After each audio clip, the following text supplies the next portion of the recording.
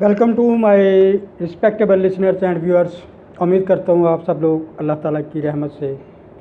खुश खुरम होंगे। अल्लाह ताला हम सब पे अपने महबूब आखिरी नबी हज़रत मोहम्मद मुस्तफ़ा सल्लल्लाहु अलैहि वसल्लम के सदक़े अपनी रहमतों का नज़ूल फरमाए और हमारे गुनाहों से दरगुजर फरमाए, हमें माफ़ कर दे। हमारी ज़िंदगियों में, घरों में, सोसाइटी में, माशरे में, मुल्क में अमन व अमान कायम हो। तो नाज़रीन इकराम, पिछली वीडियो में मैंने बताया था इंटरनल ऑक्शन जो मुश्तरका खातादारान जो मालकान होते हैं उस गैर मनकूला जायदाद के जो उनको तरके में मिली है,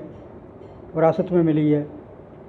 अगर वो इंटरनल ऑक्शन में जो उनके आपस में होती है अदालत करवाती है, उसकी प्राइस भी अदालत फ़िक्स करती है, रिज़र्व प्राइस, तो उसमें नाकामी होती है, उसमें कामयाबी नहीं हो पाती। कोर्ट और को ऑनर्स मुश्तरका खातादारान मालकान जो हैं उस प्रॉपर्टी के मुतमईन नहीं हैं, तो फिर कोर्ट के पास एक और रास्ता स्वाबदीदी इख्तियारात इस्तेमाल करते हुए है कि वो ओपन ऑक्शन के लिए ऑर्डर करेगी। ओपन ऑक्शन, खुली बोली के लिए। तो ये Punjab partition of immovable property act 2012 दफ़ा 11 के तहत ओपन ऑक्शन होती है। कानून एक्ट ये कहता है कि if the co owners refuse to participate in the internal auction or only one co-owner share shows he is willing to participate in such auction or the internal auction under section 10 जो मैंने पहले अपनी video में upload किया, आप उसको गौर से सुन सकते हैं, देख सकते हैं, हैज़ फेल्ड। तो फिर कोर्ट जो है दफ़ा 11 पार्टीशन एक्ट 2012 के तहत ओपन मार्केट में ओपन ऑक्शन की कार्रवाई कर सकती है, उसके लिए ऑर्डर पास करेगी। The court shell fix the reserve price of the immovable property and direct open auction for the property. और फिर वो अदालत आलिया ओपन ऑक्शन के अहकामात जारी करेगी। जब इंटरनल ऑक्शन जो है को ऑनर्स के दरमियान नाकाम हो जाती है, तो उसके लिए the co owner of the immovable property may participate in the open auction of the property.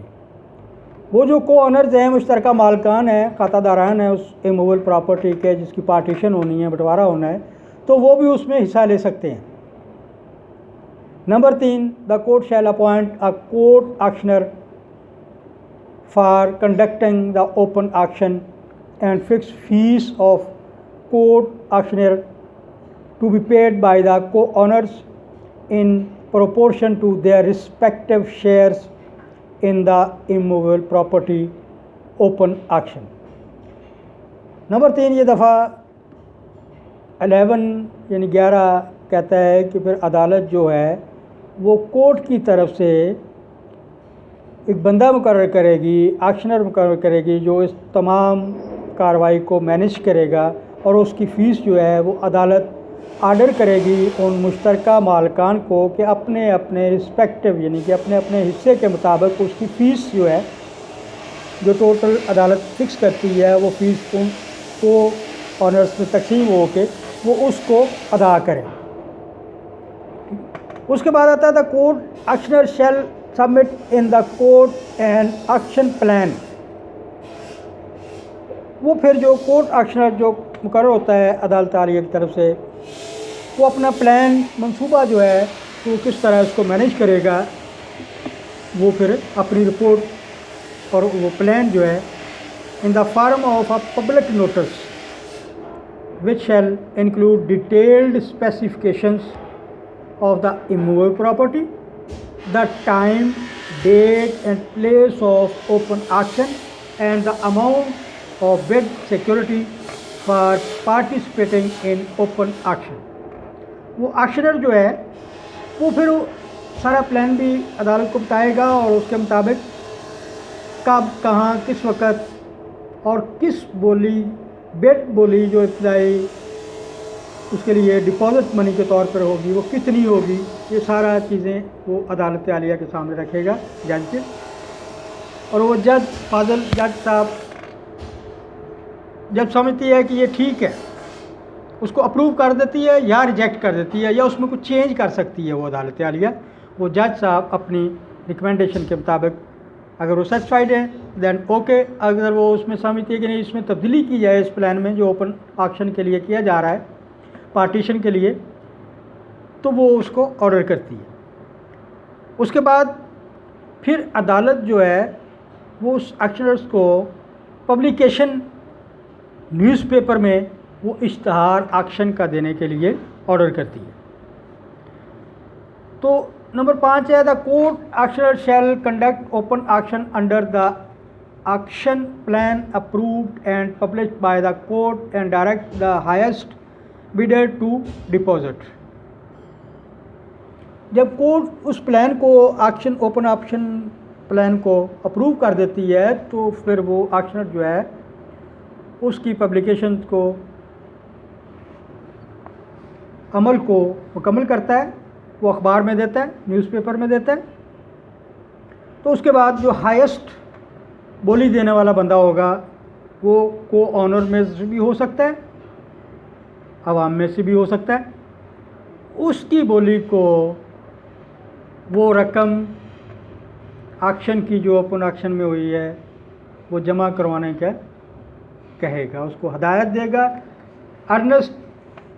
Money यानी कि उसको फिर वो हाईएस्ट बिडर को कहेगा कि भाई ठीक है, आप इसके अर्नेस्ट मनी इक्वल टू 20%, 20% के करीब वो अर्नेस्ट मनी, जिसको डाउन पेमेंट भी कह लें या इनिशियल पेमेंट जो है वो 20% equal to the auction price of property जो पार्टीशन के लिए है उसकी जो टोटल वैल्यू उसका 20% जमा करवाए।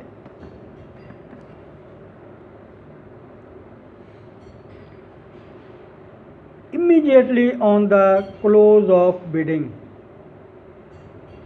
यानी जब वो बोली बंद होती है तो फौरी तौर पे जो हाईएस्ट बिडर होता है उसको वो अपनी विलिंग जाहिर करता है, तो उसको वो ऑक्शनर जो है कोर्ट का उसको कहता है कि भाई आप 20% जो है वो फौरी तौर पे जमा करवाएं। The remaining amount of the bid price in the court with in 7 days, और बाकी उसको बताया जाता है कि भाई आपने 7 दिन के अंदर अंदर बाकी रकम जो है अदालत में जमा करवानी है इस ओपन ऑक्शन में जो उसने हासिल की है, बिडिंग कामयाब हुआ है उसमें ख़रीदने में। वो मुश्तरका मालकान भी हो सकते हैं, उनमें से एक मालिक भी हो सकता है, या आवाम में से जो बंदा भी हाईएस्ट बिड देगा उसके लिए 20% अर्नेस्ट मनी जमा करवानी पड़ेगी फौरी तौर पे,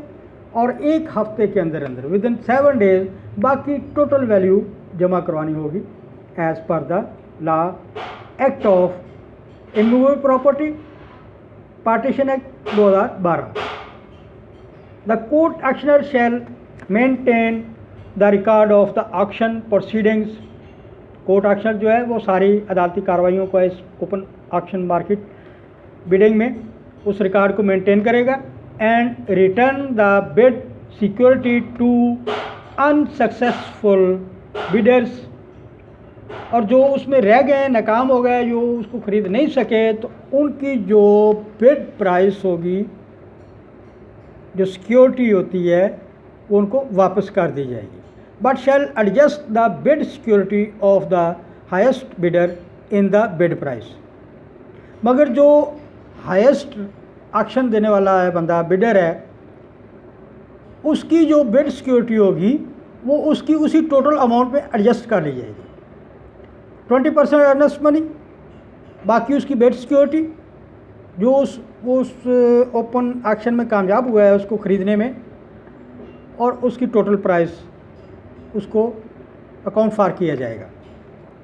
the court auctioneer may in appropriate case accept deposit under clause A of sub section 5 in the form of cash. तो कोर्ट एक्शनर जो है सब क्लास ए सब सेक्शन 5 के तहत वो कैश डिपॉजिट को या क्रॉस चेक, डिमांड ड्राफ्ट और makers cheque against the receipt, उसको फिर वो जो हाईएस्ट बिड देने वाला बंदा है जो परचेज़ कर रहा है उस पार्टीशन प्रॉपर्टी को, वो उसके लिए उसको बताएगा, हुक्म देगा कि आप कैश की शक्ल में, क्रॉस चेक की शक्ल में, डिमांड ड्राफ्ट की शक्ल में, पे ऑर्डर की शक्ल में, ठीक है, वो अमाउंट जो है जमा करवाएं और उसकी रसीद हासिल करें और उसको हैंड ओवर करें, टेक ओवर कर लें। ये हैंड ओवर करेंगे और वो टेक ओवर कर लेंगे क्योंकि उसने हाईएस्ट बिड दी है, उसको कामयाब हुआ है वो। बाकी जो अनसक्सेसफुल हैं, जो नाकाम हो गया उसको ख़रीदने में, उनकी जो बिड सिक्योरिटी होगी वो वापस कर दी जाएगी। उसके बाद है court auctioneer shall immediately after conclusion of auction deposit in court the auction price collected by him along with the auction report. तो फिर वो ऑक्शनर का ये जिम्मेदारी है कि वो सारी की सारी रकम जो उसको इमूवेबल प्रॉपर्टी के अगेंस्ट मिली है वो और बाकी रिपोर्ट अपनी सारे डॉक्यूमेंट्स अदालत में वो फौरी तौर पे जमा करवाएगा। The court auctioneer shall immediately, फौरी तौर पे जमा करवाएगा। The highest bidder deposit the auction price under sub section 5 of the court shall confirm the sale, फिर अदालत उस सेल को कन्फर्म करेगी। Put the highest bidder in possession of the property and attributes and distribute the auction price among the co-owners according to their respective shares। और वो जो amount मिलेगी वो उन जो मुश्तरका मालकान हैं उनके दरमियान उनके हिस्से के मुताबिक जो शरई और कानूनी मुल्की कवानीन के तहत है उसके मुताबिक अदालत जो है उनमें तकसीम कर देगी। If the highest bidder fails, ये भी हो सकता है, पॉसिबिलिटी है, इम्कान है कि वो नाकाम हो जाए, तो the auction price under sub section 5 of partition immovable property act 2012 के तहत the amount deposited by him shall stand forfeited and the immovable property shall be put to the open auction again. अगर वो जिसने सबसे ज़्यादा high बोली दी थी वो पूरी रकम जमा कराने में नाकाम हो गया है तो अदालत के पास ये इख्तियारात हैं कि उसकी जो डिपॉज़िट मनी है वो उसको ज़ब्त कर लेगी और दोबारा फिर ओपन ऑक्शन की ऑर्डर करेगी कि इसको किया जाए, सेल किया जाए एज़ फार एज़ पॉसिबल, जितना भी वो मुमकिन हो सकता है फौरी तौर पे। In accordance with the procedure contained in this section main 11 section 11 दफ़ा 11 के तहत वो अगर वो ख़रीदने वाला जो जिसने सबसे ज़्यादा बोली दी थी वो नाकाम हो जाता है पूरी अमाउंट जमा करवाने में, तो उसकी जो वो बिड सिक्योरिटी डिपॉजिट मनी होगी वो ज़ब्त कर ली जाएगी और अदालत दोबारा अहकाम जारी करेगी कि ओपन मार्केट में ओपन ऑक्शन के लिए उस पार्टीशन ऑफ इमूवेबल प्रॉपर्टी की दोबारा से प्रोसीडिंग कार्रवाई शुरू की जाए। आपसे गुजारिश करूंगा मेरे चैनल को सब्सक्राइब, लाइक और व्यू करें। Thank you very much. अपना ख्याल रखिएगा। अल्लाह हाफिज़।